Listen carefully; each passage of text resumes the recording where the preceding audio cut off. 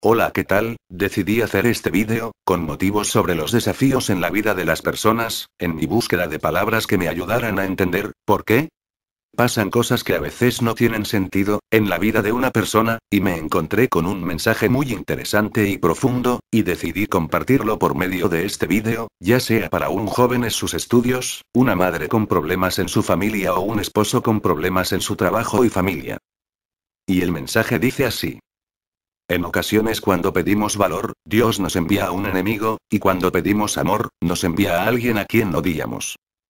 El historiador, inglés Arnaldo Toynbee, dijo que toda historia se forma por la reacción a un desafío. En la vida ocurre lo mismo, algunos lo esquivan, otros se rinden ante él y quedan esclavos de las circunstancias y terminan destruidos. Otros tratan con el desafío con sus fuerzas humanas, y terminan heridos. Otros lo enfrentan con el Señor, y empiezan una nueva vida creando un mundo nuevo. Ahora recordemos sobre el desafío, y la reacción de Israel.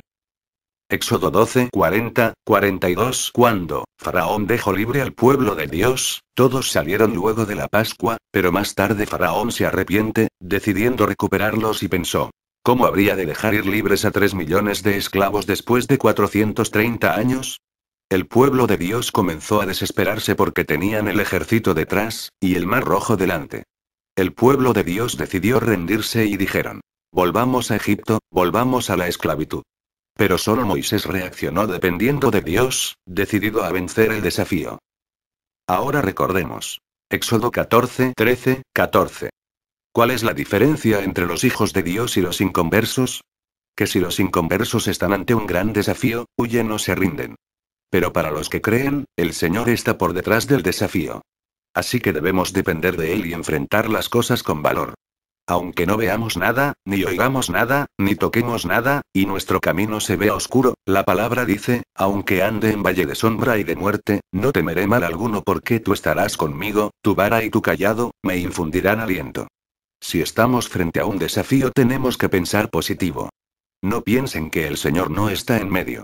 Él dijo, he aquí yo estaré con ustedes hasta el fin del mundo. Él es el mismo ayer, hoy y por siempre. Tenemos que depender del que murió y resucitó, y reaccionar ante el desafío. Es difícil porque en la realidad vemos al enemigo pero no vemos al Señor. Por eso necesitamos tener experiencias de fe. Creemos al oír la palabra, pero si no tenemos experiencias nos rendiremos ante los desafíos. Por eso el Señor nos manda las dificultades para que tengamos experiencias y podamos vencer los desafíos. Ahora preguntémonos, ¿por qué le mandó Dios osos y leones a David y le hacía matarlos? Si solo era un muchacho. Lo hizo solo para que tenga la experiencia de vencer, y esté preparado para más. Nosotros creemos al oír la palabra, pero cuando vienen las pruebas esa fe, muchas veces desaparece como neblinas. ¿Dónde estaba la fe? Queremos clamar a Dios pero terminamos huyendo.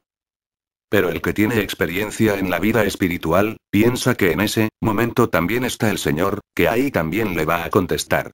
Si vamos con el Señor ocurren milagros inimaginables. Dios ha preparado para los que le aman cosas que ojos no vio ni oído oyó, ni han subido a corazón del hombre. Cosas que sobrepasan a nuestra imaginación. Él ya sabe nuestro mañana, y debemos creerlo aunque no tengamos ninguna señal. Entonces, ¿cuán necesaria es la experiencia?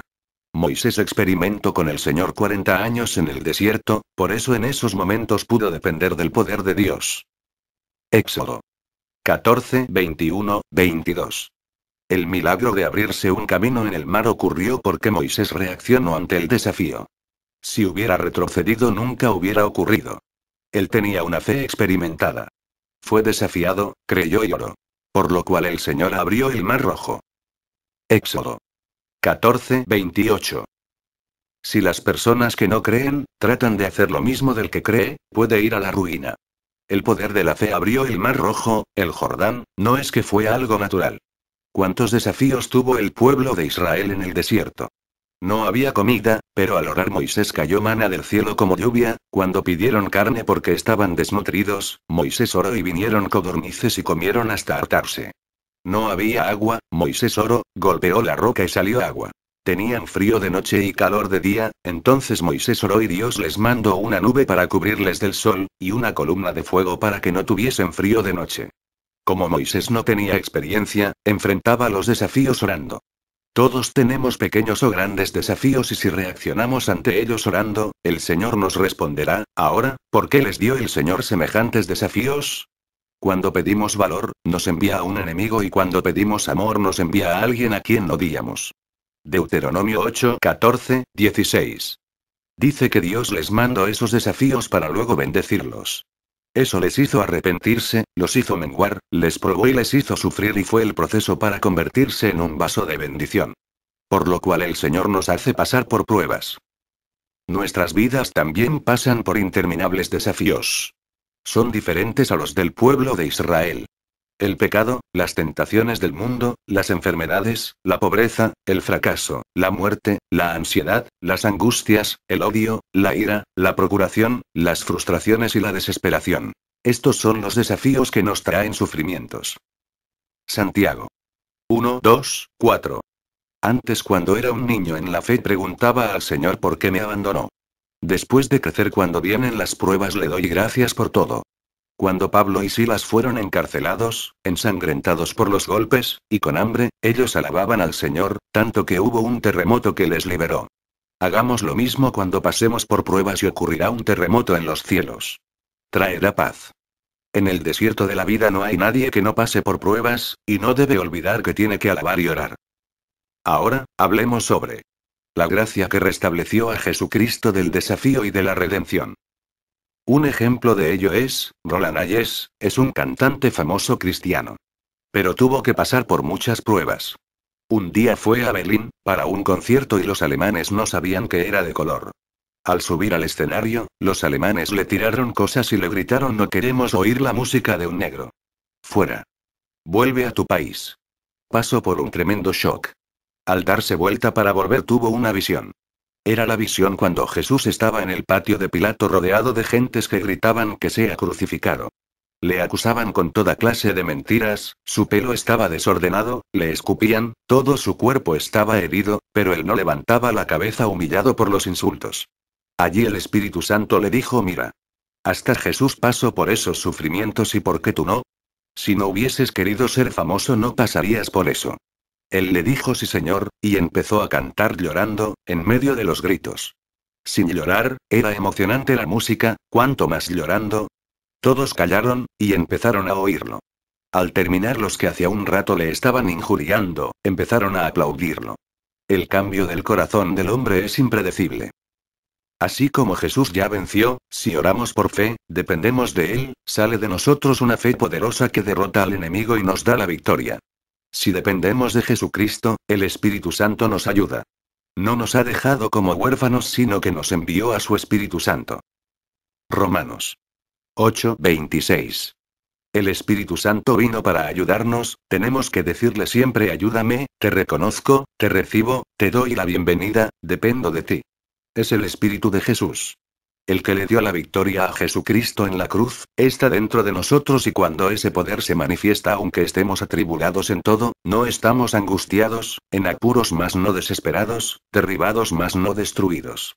La ley del Espíritu de vida, ha entrado en nosotros y ha vencido a la ley de la muerte. Además la palabra de Dios nos da una fuerza increíble. Eso lo experimenté en Colombia. No sabía en qué momento vendrían a buscarme en la persecución de los guerrilleros, había guardias armados alrededor del hotel. Lo único que tenía para agarrarme era de la palabra de Dios, Él es mi castillo, mi torre fuerte, mi Dios en quien confiaré. Él te librará del lazo del cazador. Con solo escucharlo tenía consuelo. No sabía cuándo iban a venir por mí. Pero la Biblia dice, no temerás al terror nocturno. Significa que nos protege de las balas que nos puedan disparar, de toda plaga que ande en oscuridad, y de todas las calamidades naturales. Estas palabras tienen poder. Salmo 119, 49, 50. Su palabra es consuelo en las tribulaciones, y nos salva. Su palabra es valiosa, téngala siempre con usted, medite en ella y viva dando gracias. Cuando estamos bien parece que la palabra no es tan necesaria, pero cuando pasamos por pruebas, no hay otra cosa en lo que podamos refugiarnos.